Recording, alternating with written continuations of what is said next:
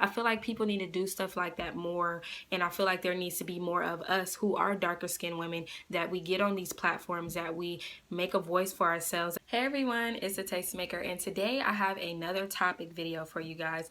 The last topic video I did, it was like a rant video, and a lot of you guys had a lot to say about that, and it makes me feel like that's something that you guys like because you guys are a lot more interactive. So I did want to talk about this particular subject because something that a lot of us dark-skinned women have dealt with our entire lives, and I felt like it was important to talk about it. One, because it's part of the reason why I do YouTube. A lot of the reviews that I do, as you notice, I will always put dark skin, obviously because I'm a dark skinned woman. But one thing that I have dealt with over the years watching YouTube is trying to find people who look like me that do makeup reviews and things like that. And then on top of that, like, there is nothing like putting on makeup and doing your hair and having a cute outfit.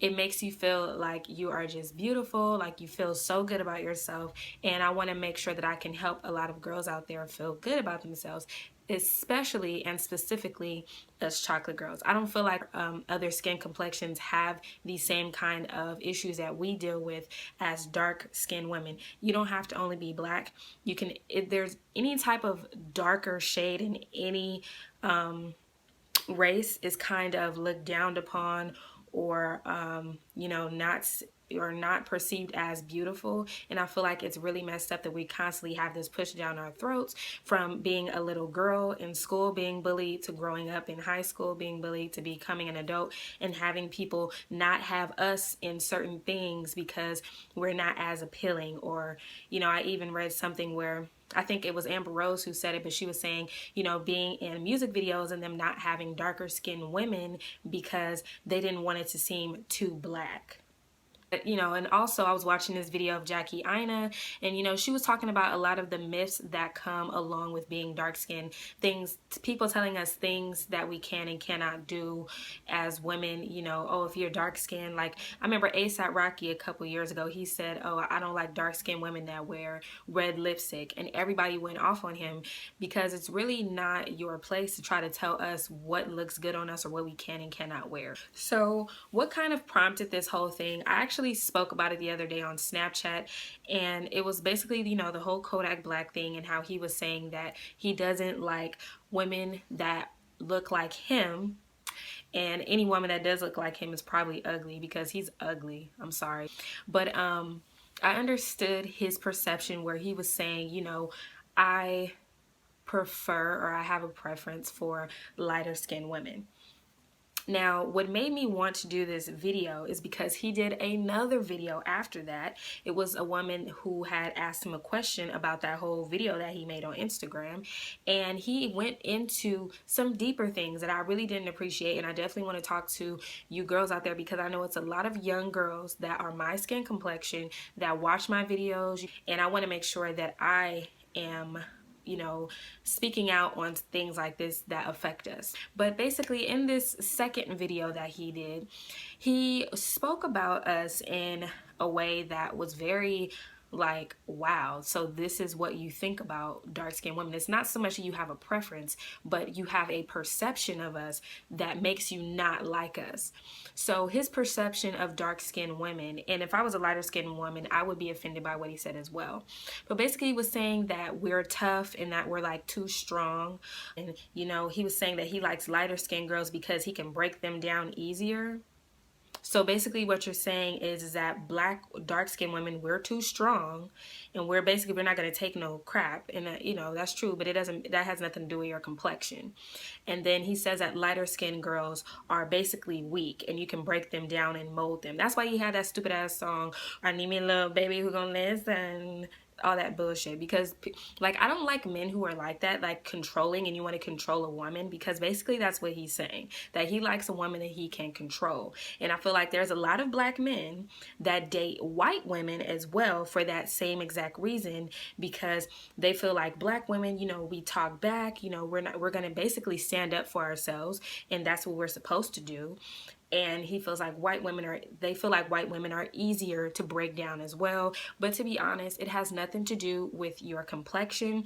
There are strong women in every complexion, and there are weak women in every complexion. Same thing as being attractive. What I find attractive, you're not gonna find attractive. That's what I originally got from him. You know, he likes what he likes. And my whole thing when I was talking on Snapchat was just like, you know, the only people that really get offended by that particular video, I'm not talking about the second one, but the first one, only people that would get offended by that is if they felt that they weren't beautiful and they didn't have that confidence. Because I feel like if somebody tells you something and you have that confidence about yourself, it really doesn't matter. Like nobody can tell you anything, because you know your self-worth, you know how you view yourself. Now I'm going to tell you, a couple years ago this probably would have bothered me, I probably would have been tripping. But the older you get, I feel like you build a certain kind of confidence within yourself, and it doesn't come easy. For many years, especially when I was younger, I didn't feel like I was pretty enough.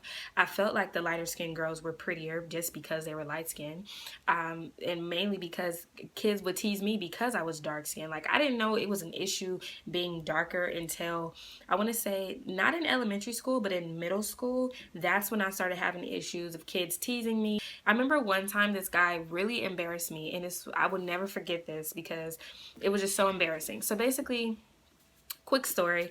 At my junior high school, there was like this place across the street. It's kind of like, you know, like a burger spot kind of place. But anyway, so me and all of my friends, like literally half the school went over there after school, and everybody would order fries. So anyway, so I was in line, and then I had just finished ordering my fries, and I was standing there waiting, you know, for my order, like my number to be called with all the other kids. And I was sitting there with my friends, and then this guy, I knew him and everything, but this guy, he walks up to me, and he points at me. He's like, "Hey, everybody, look at Wesley Snipes' daughter." And like everybody started laughing at me. Like everybody, like imagine, you know, like those scenes in school, like not in school, in movies, when like you have the whole classroom laughing at that one kid. Like that's exactly how I felt. I had to been maybe about, I want to say like 13, no, not 13, probably 12. I had to be in like 12 years old, because I was 13 when I was in the 8th grade. So yeah, it was before then. But yeah, I just felt so down about myself. I didn't feel pretty. And you know, I never really had people like growing up, you know, like you have those kids that like they see the little girl and you're like, "Oh, she's so pretty." Like I never had that from people when I was young. So you know, it was just like, you know, when somebody told me something like that, it was like, wow, like that kind of really hurt my feelings, because I felt like, you know, I was ugly because I was dark skinned. There were times when I was dating a guy and he cheated on me, but he cheated on me with a lighter skinned girl. You know, I was just feeling like, okay, well, in order for the guys to want me, I have to be of this skin complexion, or I have to look like her. So, you know, having that shoved down your throat for years, you know, it can definitely break down your self-esteem. I know that my skin is beautiful, and I love the whole melanin kind of movement that we have going on. And you know, once I did get older also, I noticed like I really didn't have a problem like getting guys. Like that was never an issue for me, where I felt like, oh, he's not going to talk to me because I'm dark skinned. But anyways, let's get back into the subject at hand. The reason why I was saying all of that was just to give you guys kind of an understanding of what it was like for me growing up being a dark-skinned woman and having a hard time liking what I look like, wanting to be lighter because I felt like that was more beautiful.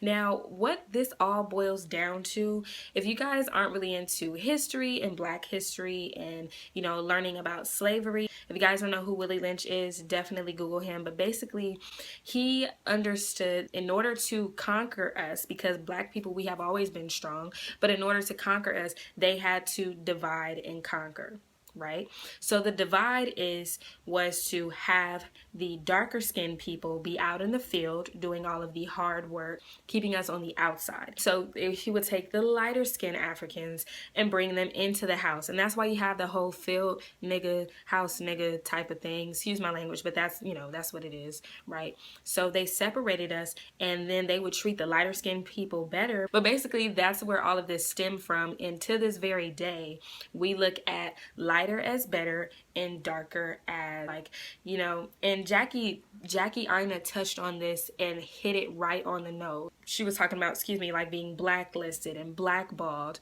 and you know, like anytime a black cat walks by you, it's like bad luck.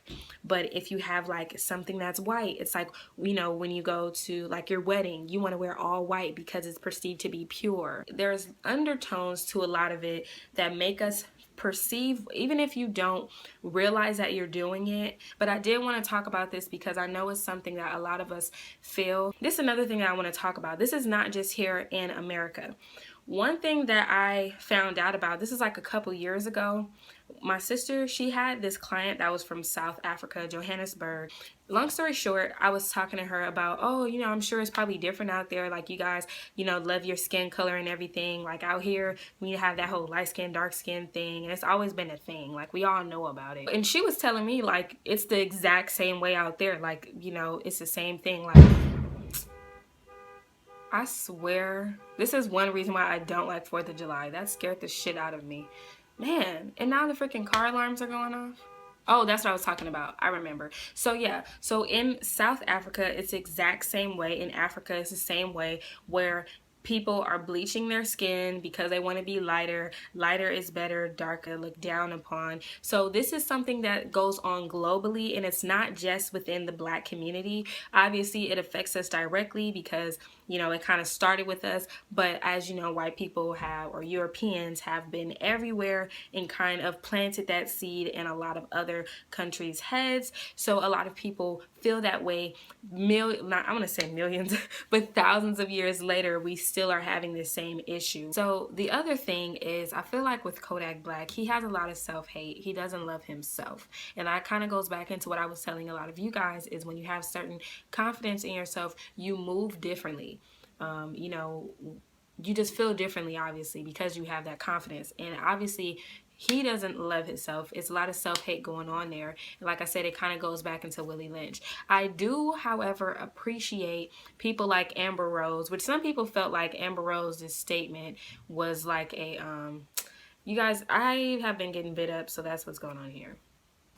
But basically, you know, I do feel like I appreciate Amber Rose, but a lot of people were saying Amber Rose said something because she was trying to get attention. It was something like that. But I genuinely felt like Amber Rose said something because that's really how she felt.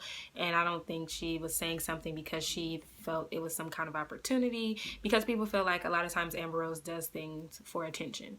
That's neither here nor there. I appreciate her speaking out on it.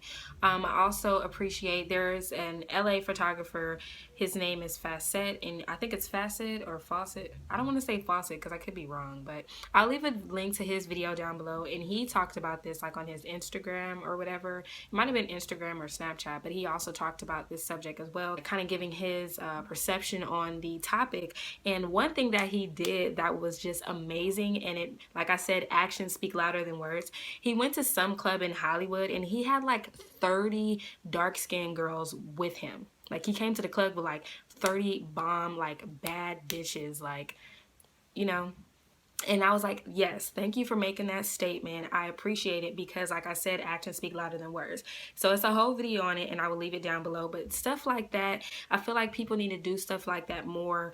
And I feel like there needs to be more of us who are darker skinned women, that we get on these platforms, that we make a voice for ourselves, but to be there for the women that look like us, because we all need somebody to look up to.